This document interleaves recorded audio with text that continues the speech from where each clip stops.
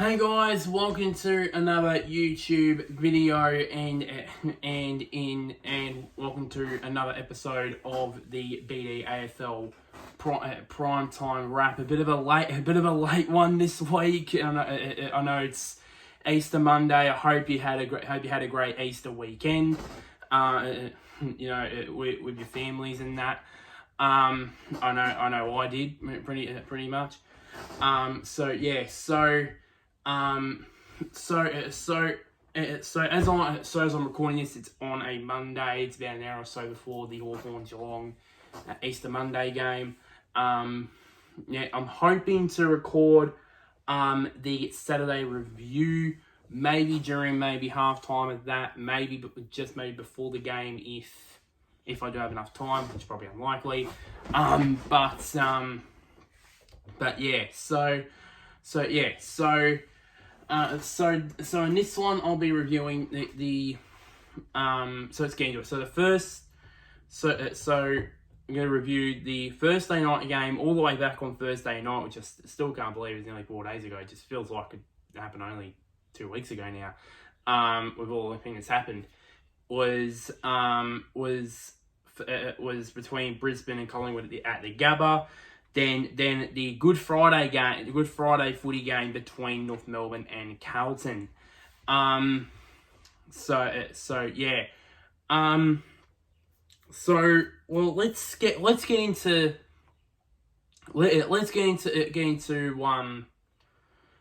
get into what happened on Thursday night between Brisbane and Collingwood, shall we? So, of course, Brisbane, of course, had just come off of losing to the Western Bulldogs, the previous Thursday night, down at Marvel Stadium, while Collingwood are coming off of winning their first 3 games. So you could be forgiven that you can think Collingwood to go into this, but I tip Brisbane because of their great record at the GABBA. GABBA really. And of course, Brisbane Collingwood got the early jump, and led by 13 points at quarter time, with 5 goals to 3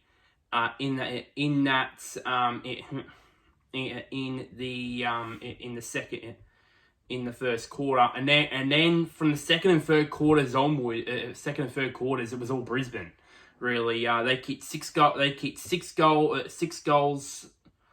it was 6 goals to only the 3 behinds for Collingwood in that second term, which turned around a 13-point lead for them. It turned into a 22-point lead at half time. By the way, thank God the lights didn't go out at the GABBA. Wink, wink, nudge, nudge. Half time there. It was half time there, and then Brisbane really did get on with it in the third term as well. Kicking, I think it was kicking 5 goals to 3 goals 6. It was a bit of it was deja vu of what happened last week against Richmond, where they were really inaccurate. And they really, I think they kicked something. After quarter time, I think they kicked something like 3 goals. I think it was 3 goals 9 but in the second and third quarters to Brisbane's 11 goals 4. So that really accounted for something there. But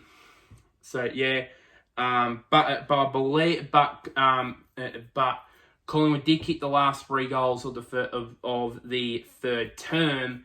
All of them, by the way, from Brody Myercheck to cut the margin to just 30 points at 3/4 time. I wanted to say the game was over, but I just knew deep down I couldn't, because Collingwood are the kings coming back from this sort of stuff. they were just the Kings are coming back at this sort of stuff. And it looked like they did when I think they kicked like the first or the first, I think the first 2 goals or something like that in the last quarter.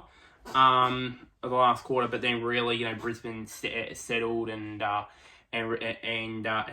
kicked 4 goals to 3 in the final term to round up a 33-point win for Brisbane, taking their record to 2-2, and of course handing the Pies their first loss of 2023.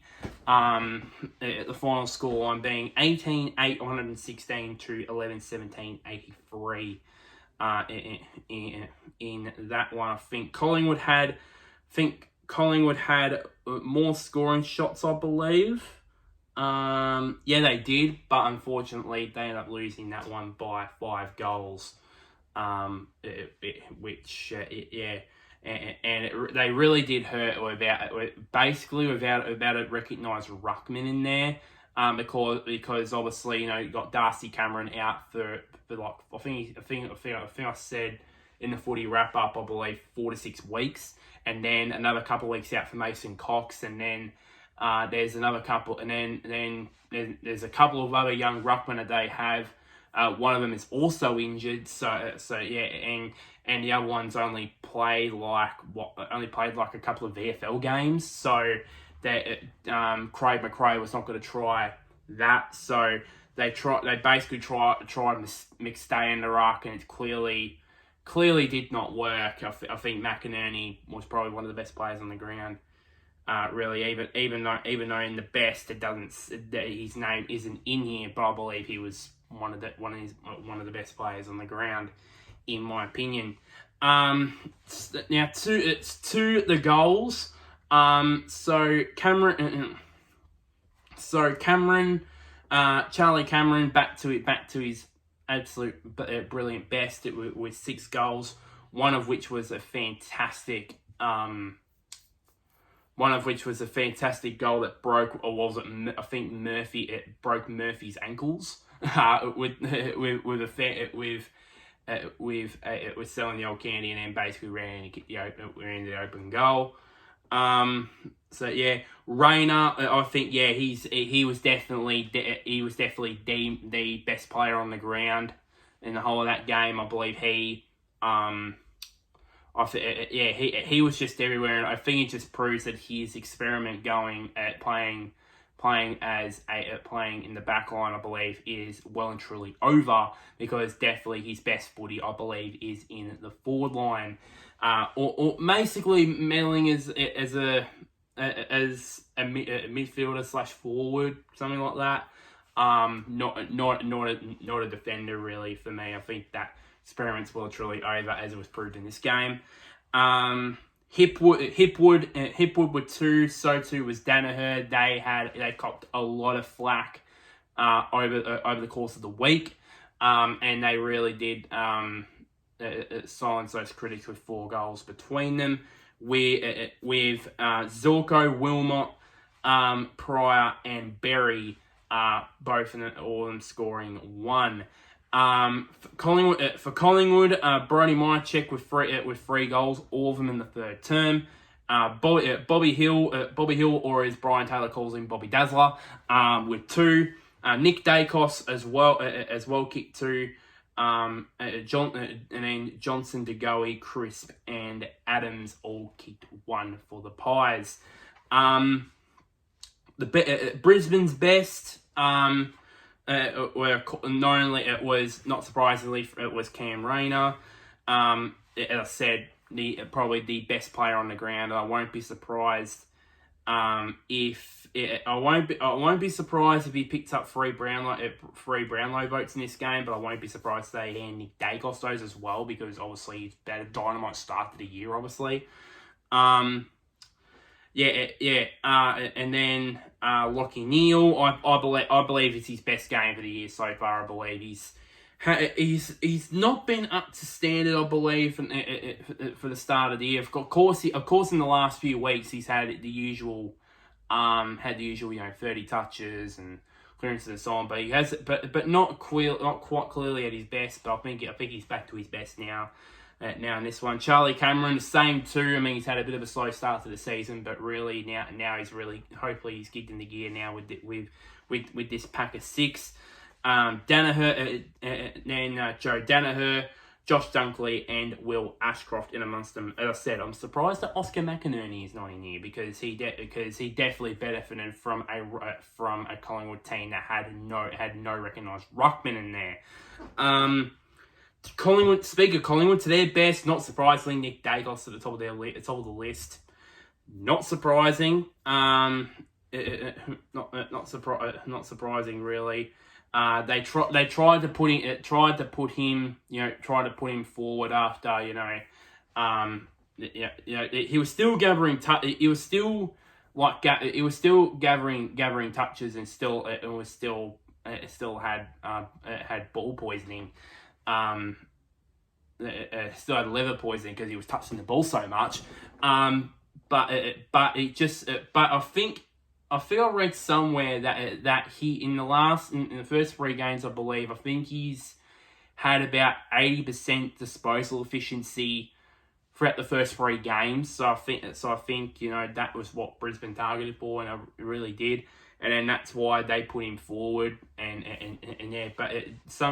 most of the time a lack of composure really. So I think that's something that maybe Nick Dacos basically has to work on.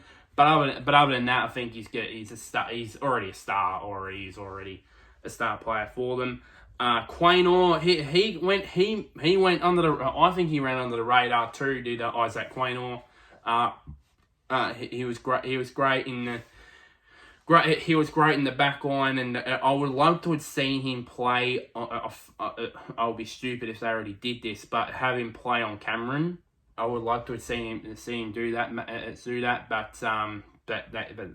But probably, of course, nobody was going to handle Charlie Cameron throughout that night. Brody Myercheck, Braden Maynard, and Scott Pendlebury, of course, the old timer. Of course, it is still going strong. Still going strongly. The old timer, Scotty Pendlebury.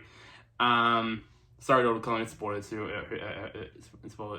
because I can't help myself saying that.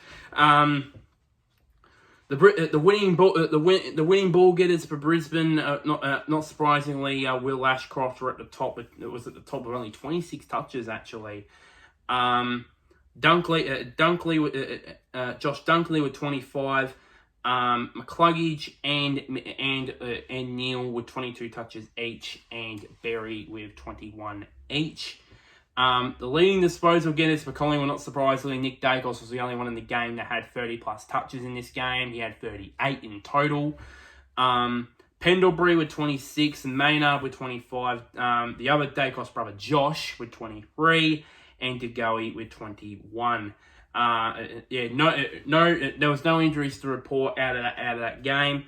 For the subs, it was Devin Robertson replaced Jack Gunston in the last quarter, and then Oleg Markov, the former Tiger and Sun, played his first official game for Collingwood as a sub, as he replaced Reece McInnes in the third term. The game was played in front of 33,565 people at the GABBA. So another full house for a game at the GABBA. I think it was a full house for the Melbourne game as well back in round 2. So it's a really good start in terms of attendance really for the GABBA this year. One fact to come out of this Brisbane have now won. This is now Brisbane's 35th win in the last 43 home and away games at the GABBA since 2019. That is an unbelievable statistic. That's an unbelievable statistic. I know some people said, oh, Collingwood's going to beat them easily, yeah. But you just can't write Brisbane off at the GABBA. You just can't. Write them off at your peril because because of this record. This record's still amongst themselves. So yeah,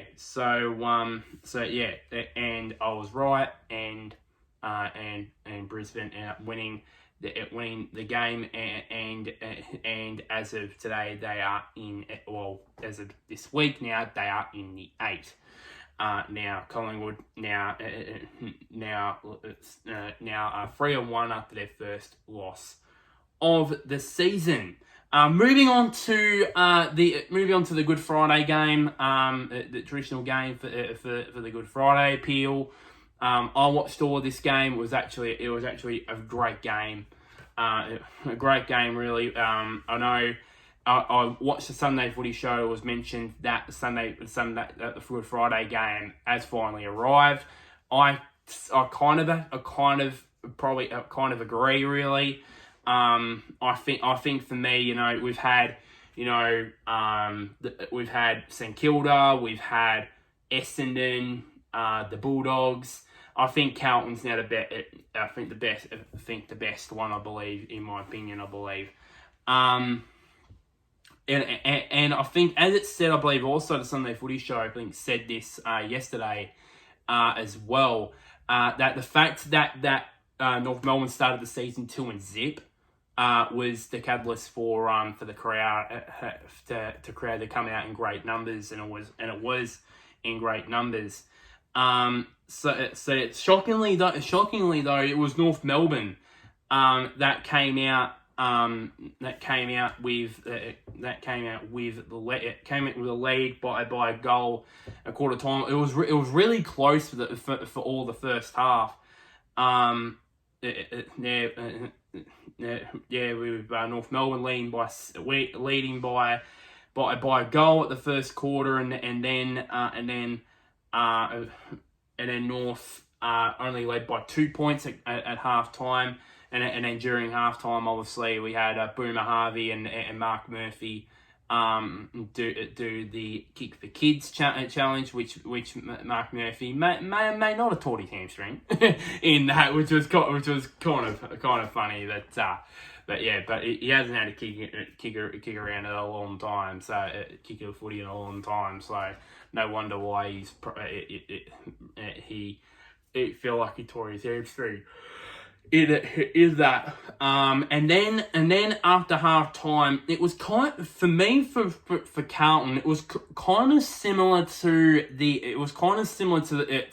the Geelong game a fortnight ago, where it was for most of the first half. I've actually got it right now. I'm gonna have to check that out. Browsing through these here. Just gonna browse through these. Aha, here we go. So yeah, it was the exact opposite of that. Where in that game they were leading, but it was a very close game for much of the first half, and then they kicked the 6 goals in the third quarter that really won them the game. Really, it was pretty much the same here. They kicked 6 goals. They kicked 6 goals to 1. In that third quarter, accurately only 6 goals won to 1 goal for North Melbourne, and they went from being trailing by 2 points at half time to leading the match by 25 points. Yeah, 25 points at 3/4 time. And then they went on to kick another 5 goals. Kicked another 5 goals. Five goals apiece between the two teams in the last quarter. That figure was 5 for Carlton. I think it was 5 goals.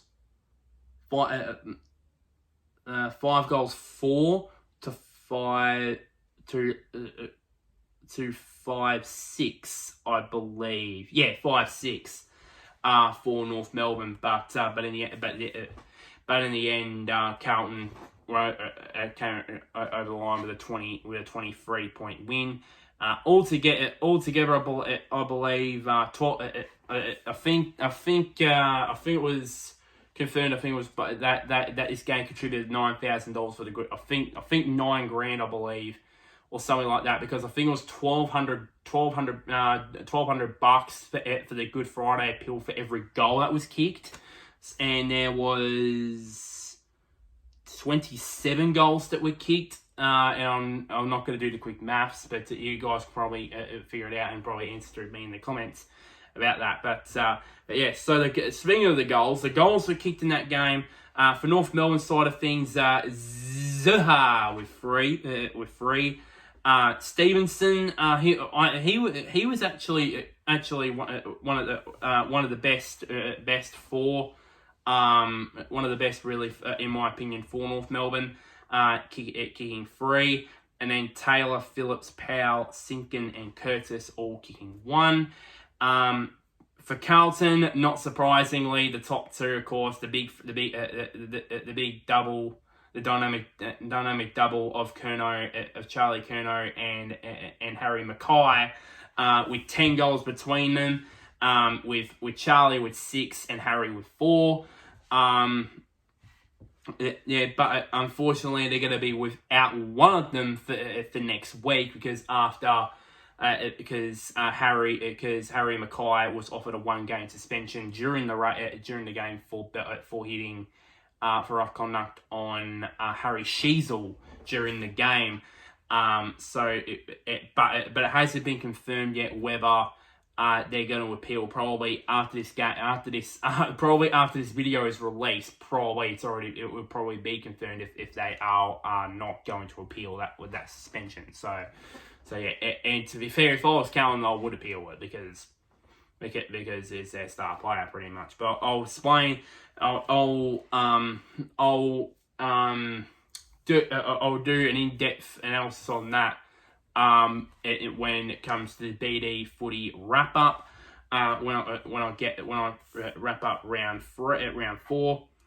Other than that, Jesse Motlop with 2. With one of those was this beautiful kick from the set shot from the boundary line, which was unbelievable, which actually tore the house down at Marvel. There were so many people there, which was fantastic. And then Durden, DeConing, Silvani, and Honey all kicked 1 for the Blues. The best for the Kangas, not surprisingly, Harry Sheasel was the best for them, alongside of Jai Sinkin, Luke LDU, and then Zaha among the best for North Melbourne. And then for Carlton, not surprisingly, the top 3 are the 3 most important players for Carlton: Curnow, Charlie, that is, Mackay, and Cripps. And then also Young and McGowan as well. McGowan, I think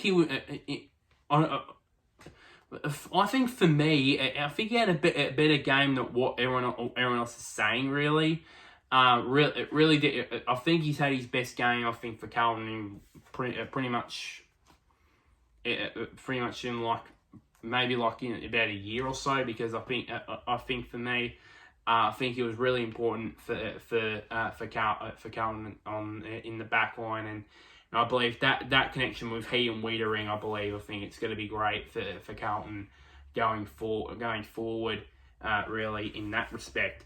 To the leading ball getters on the ground for North Melbourne, Harry Sheasel, with a lazy 37 touches for a guy in his only 4th AFL game. Luke Davies-Uniacke with 30. Jai Simpkin and Jack Siebel both with 29. And Darcy Tucker with 24. For Carlton, Cripps led him with 30 touches. Fisher with 28, McGovern with 27, Sard with 25, and Young with 22 touches there for Carlton. Couple injuries to an injury from both sides to come out of that game. At the time, the leading goal kicker in the competition, Nick Larkey, apparently he suffered. I remember looking at the replay when he did his hip, and it didn't look all that serious. Like it didn't. The contact was that severe to his hip, but apparently it is. And I remember he did continue with it throughout the game. And I remember there was one contest where usually he would just jump up at the footy and just take a big leaping mark, but he just couldn't do that because of his hip. And I wonder if something will be unveiled by the club over the course of this week. And then also McGovern, he came off. It was a bit of a worry at first, but apparently it was confirmed that he had a corked thigh, but he was able to run out the rest of the game. So maybe something. I don't think there's anything to worry about there. I believe he will play next week in GABBA round. There was a late change for North Melbourne. The original selection of Miller Bergman at the last second. He was replaced by former Hawk Daniel Howe. So yeah, I don't know if it was not really confirmed. Really, it apparently was a really late change. Apparently, so Bergman must have done something to warrant him being laid out. But then other than that, there was no late changes really for Carlton. In terms of the subs, Hugh Greenwood replaced Ben Cunnington in the third quarter, and then my apologies. Sorry, correction on Mitch McGovern one. Jack Carroll replaced McGovern in the last quarter, so he didn't run out the rest of the game. But I think that the club was a bit cautious with his corked thigh.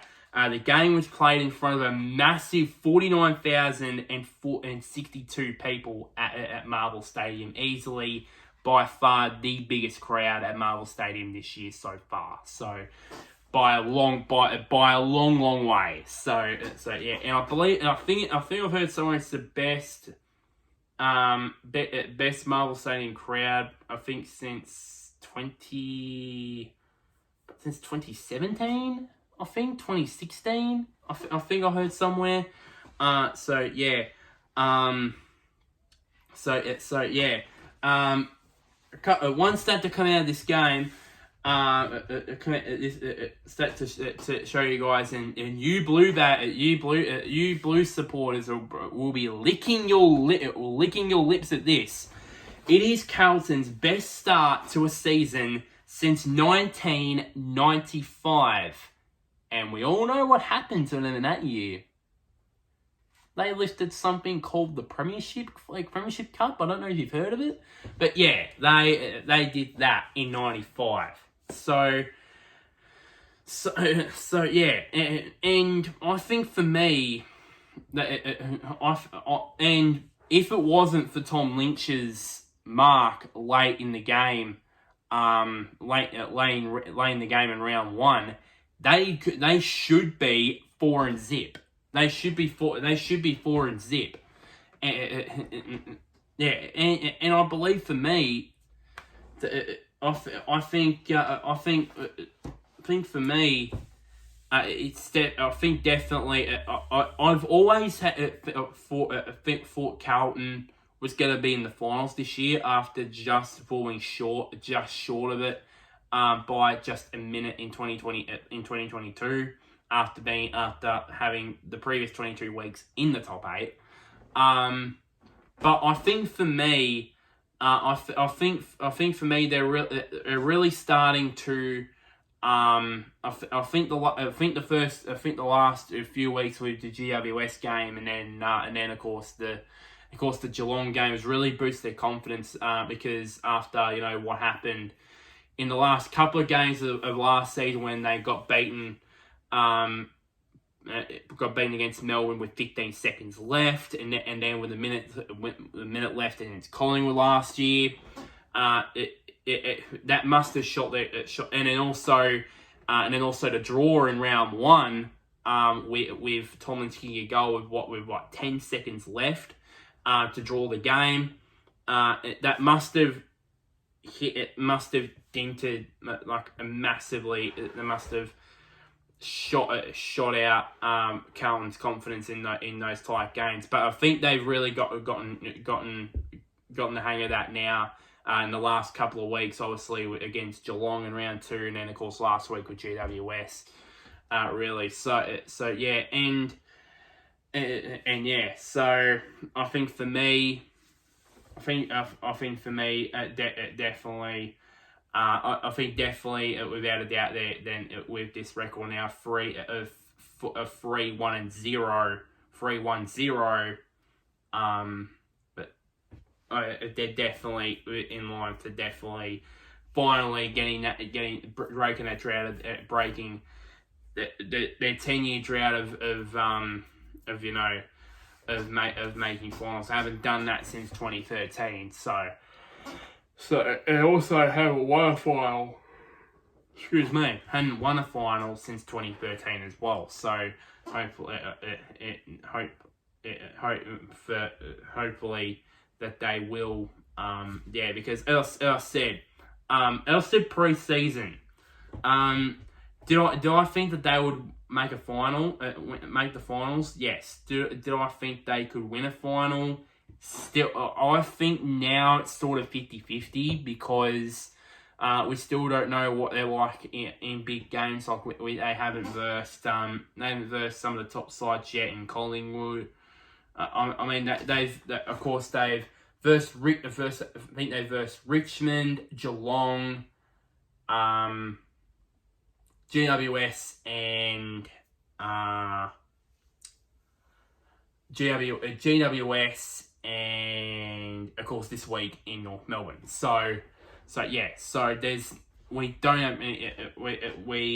should wait until they've faced a lot more quality opposition to see where they're really at. But I believe it's a really good start for Carlton, and I hope Carlton. I hope this North Melbourne Carlton Good Friday game sticks because it was a great game. It was a great game. I loved the start of the game where all the kids went through the banner. It's a bit of a Good Friday footy tradition, really, and I like the I like the fact about that, and I think for once Good Friday was a great game. For once, because we've seen blowouts on Good Friday. We saw it in 2019. We saw it in 2021, massively in 2021, and then we saw it again in 2022. Finally, we got a very decent game in 2023 on Good Friday. So hopefully it's North Melbourne and Carlton. Hopefully, permanently on Good Friday. But knowing North Melbourne, probably now that they've lost again, probably they might switch to somebody else. So yeah. So that'll be it for this video. That'll be it for this video. So like this video, share to anybody who is a Brisbane fan or a Carlton fan.